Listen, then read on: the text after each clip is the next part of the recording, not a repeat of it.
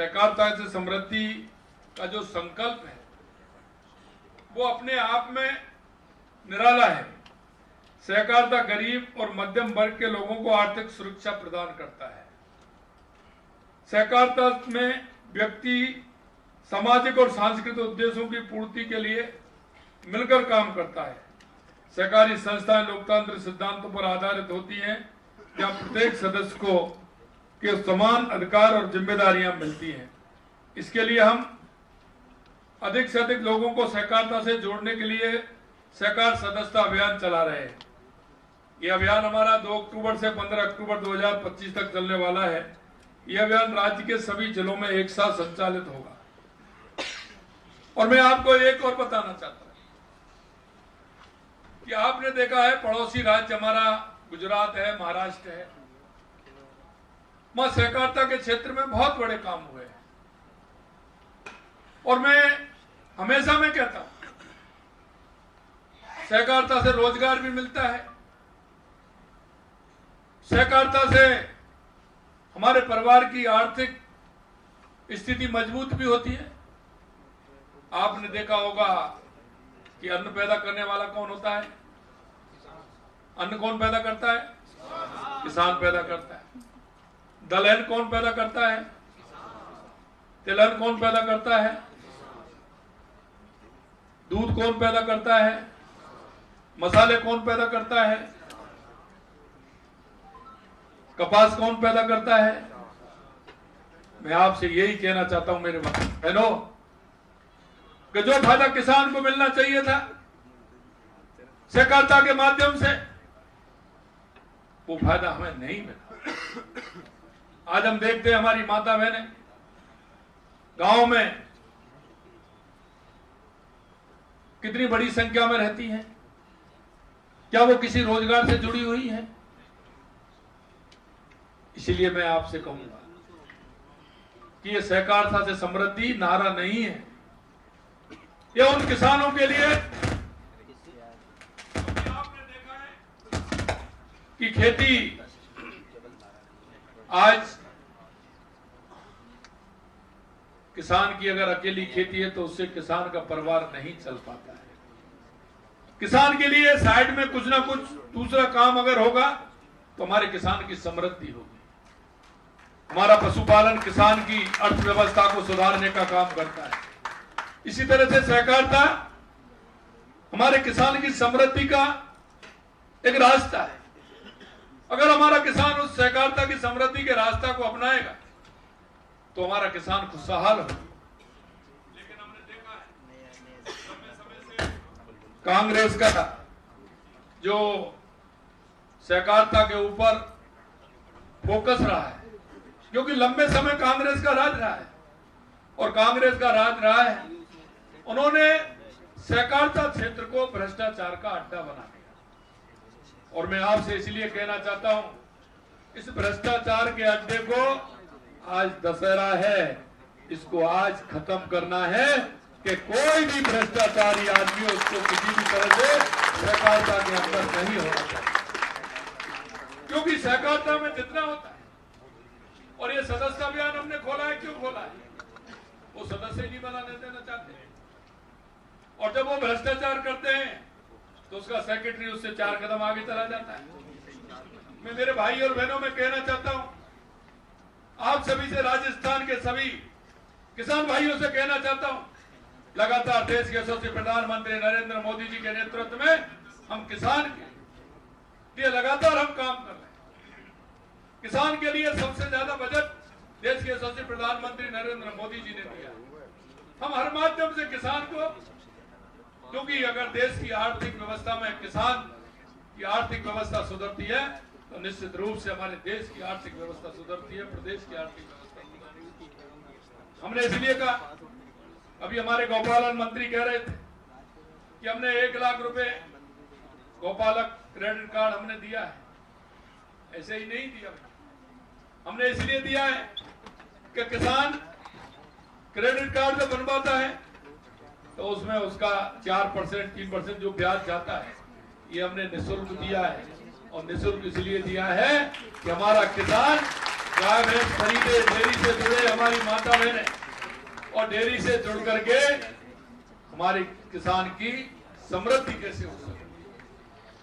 और उसमें भी 5 रुपए लीटर सरकार अनुदान उसमें भी दूध में भी दे रही है, 5 रुपए सरकार देती है। लेकिन मैं कहना चाहता हूं सहकारिता से जुड़े सभी भाई बहनों से कि ऐसे भी लोग हैं जिनका इंतजाम किया जा रहा है, किया है, लेकिन वो आपको करना है, वो आपके 5 रुपए भी खाते हैं, क्योंकि दूध होता है कितना और उस टैंकर में मिला लाते हैं कुछ और आकर के वहां देते हैं, जिससे किसान की जो समृद्धि का पैसा है वो लोग खाते हैं और वो उनका नाम लिखते हैं, नाम लिख करके डेयरी में देते हैं।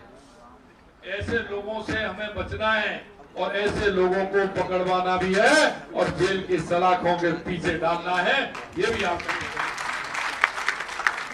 भाइयों बहनों। में एक बात और आपसे कहना चाहता हूं कि जब हमारी सहकारिता की क्षेत्र में जब हमारी समृद्धि होगी तो समृद्धि के आधार पर हमारे यहाँ दाल की मंगोड़ी बनती है कि नहीं बनती है? हम बाजार से खरीदते हैं कि नहीं खरीदते? दाल की मंगोड़ी बनती है, उसको खरीदते हैं। मूंग की भी बनती है, सोयाबीन की भी बनती है। और हमारे मसाले हमारी पैदा किसान करता है और मसालों की अगर सहकारिता के रूप में अगर हमारी उसको बनाएंगे हम सहकारी समिति के माध्यम से, तो उसका पैसा किसको मिलेगा? किसान को मिलेगा कि नहीं मिलेगा? इसलिए मैं कहना चाहता हूं हर क्षेत्र में हमें काम करना। अभी कह रहे थे हमारे सहकारिता मंत्री, लगातार हम काम कर रहे हैं।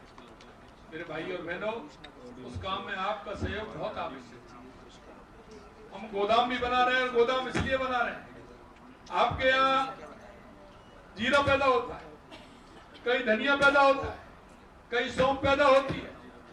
क्या हम उसके गोदाम बना करके उसको ठीक प्रकार से बना करके हमारी माता बहनें उसको हमारी माता बहनों से अच्छा कोई मसाला बना सकता है क्या? बताइए, बना सकता है क्या?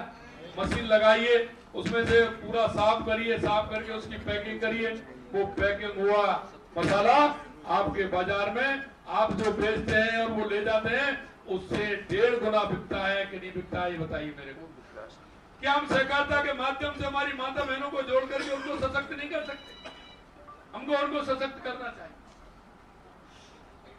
अगर किसी को रसगुल्ला खाना है तो डेयरी पर आएगा कि नहीं आएगा? वो कह रहे थे सबसे ज्यादा मिठाई पिछली दीपावली पर हमने बनाई, हमने सबसे ज्यादा बेची, तो इसको सहकारिता क्यों नहीं कर सकते? मैं आपसे यही कहना चाहता हूँ, हम सहकारिता से हमारे आने वाली पीढ़ी की बेरोजगारी भी मिटा सकते, हम युवाओं को रोजगार दे सकते हैं, हमारी पढ़ी लिखी बहनें हैं उनको रोजगार दे सकते हैं। उनका पूरा कितने लोग लगेंगे? एक अगर सहकारिता में हम सभी को लेते हैं, कोई भी एक प्रोजेक्ट ले लीजिए आप, कोई दलहन का ले लीजिए, तिलहन का ले लीजिए, तेल कितना बिकता है? क्या तेल का नहीं ले सकते? और हमारी डेयरी है, डेयरी के माध्यम से उस घर को उसके लिए दीजिए, डबल हमारी मुनाफा होगा कि नहीं होगा?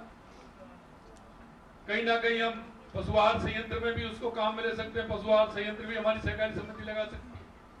हम सहकारिता से जुड़ करके समाज में किस तरह से समृद्धि ला सकते हैं, इसके लिए हमें काम करना है। आपने देखा है कांग्रेस वाले तो सदस्यता ही नहीं खोलते थे, हमने कहा अभियान चलाइए, हर ग्राम पंचायत में हमारी सहकारिता की समिति होनी चाहिए, हर ग्राम पंचायत में बनाइए। और मैंने ये और कहा है अब की बार हमारी बहनों को और युवाओं को सबसे ज्यादा उसमें जोड़ने का काम, क्योंकि हम जानते हैं हमारी माता बहनें कोई भी काम करती हैं वो मन से करती हैं और उनके मन में खोट भी नहीं होता है, उनके साफ दिल की होती हैं, इसलिए अच्छा काम करती हैं। तो माता बहनों को जोड़ करके हमारी सहकारिता को और समृद्धि की ओर हमें ले जाना है, ये भी मैं आपसे कहना चाहता हूं। लगातार हमारी सरकार काम कर रही है और हमारी सरकार काम कर रही है। इस महाअभियान के तहत लगभग 8,300 पैक्स स्तर पर शिविर आयोजित किए जा रहे हैं। सहकारी संस्थाओं में अधिकारिक लोगों को सदस्य जोड़ते हैं। आप अगर उसको जोड़ेंगे तो आपकी समिति मजबूत बनेगी। ज्यादा से ज्यादा लोगों की भागीदारी है तो उसमें इस अभियान में 5 विभागीय गतिविधियां प्रमुख रूप से आयोजित की जा रही हैं। हमारा विशेष ध्यान युवाओं और महिलाओं को सहकारी समितियों से जोड़ना पर है, क्योंकि हम जानते हैं कि जब तक हमारी युवा शक्ति और महिला शक्ति सहकारिता आंदोलन से नहीं जुड़ेगी, तब तक सहकार से समृद्धि का विजन साकार नहीं हो सकता है। हमने सहकारी समितियों की संख्या 10% वृद्धि करने का लक्ष्य रखा है। हमने 2158 ऐसी ग्राम सेवा सहकारी ग्राम पंचायत हैं जो अब तक पैक्ट विहीन है, उनमें भी नवीन पैक्स का गठन का लक्ष्य हमने रखा है। जिन ग्राम सेवा सहकारी समितियों के पास गोदाम बनाने के लिए भूमि नहीं है, उन्हें भूमि आवंटन का कार्य भी आगे किया जाएगा और उनको भूमि एक्वायर करके उसको भी ली जाएगी, क्योंकि किसान का सामान खराब नहीं हो, उसकी फसल ठीक प्रकार से। कईयों के परिवार में देखा होगा आपने, घर में इतना स्थान नहीं होता है कि वो फसल को रख पाए, इसलिए वो फसल को सही मूल्य पर बेचे, इसलिए हम गोदाम उनको बनवा रहे हैं। आपने अगर कोई भी स्टॉक करना चाहते हैं, सहकारी समिति कोई ऐसा अपना काम लेना चाहती है तो उसके लिए वो स्टॉक कर सकती है। उसमें भाइयों बहनों मैं इतना कहूंगा आपसे, आज भारत विकास की जिन ऊंचाइयों को छू रहा है, उनके पीछे देश के यशस्वी प्रधानमंत्री नरेंद्र मोदी जी की दूरदर्शी, उनकी गरीब कल्याण की नीतियां हैं। अभी आप कहेंगे, हमने देखा कि हमारा किसान